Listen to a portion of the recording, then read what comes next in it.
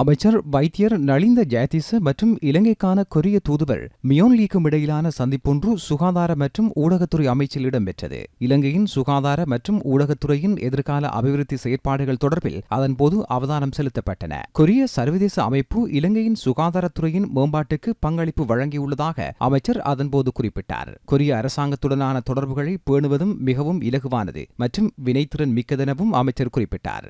இலங்கையின் ஊடகத்துறை மற்றும் சுகாதாரத்துறைகளின் அபிவிருத்திக்காக கொரிய அரசாங்கத்தின் தொழில்நுட்ப ஒத்துழைப்பை பெற்றுக்கொள்ள எதிர்பார்ப்பதாக அமைச்சர் நலிந்த ஜெயதிச கலந்துரையாடலின் போது சுட்டிக்காட்டியுள்ளார். இந்நிலையில் கொரியாவின் பங்களிப்புடன் நாட்டில் உயிரியல், வைத்திய, பொறியியல் சேவைகளை மேம்படுத்துவதற்கான வேலைத்திட்டம் உள்ளிட்ட சுகாதாரத்துறையில் முன்னெடுக்கப்படவுள்ள வேலைத்திட்டம் தொடர்பில் தூதுவர் அமைச்சருக்கு தெளிவுபடுத்தினார். அத்தோடு கொய்கா நிறுவனம் இந்நாட்டுக்கு பல்வேறு துறைகளின் அபிவிருத்திக்காக நிவாரணங்களை வழங்கியுள்ளதாகவும் சுட்டிக்காட்டப்பட்டது.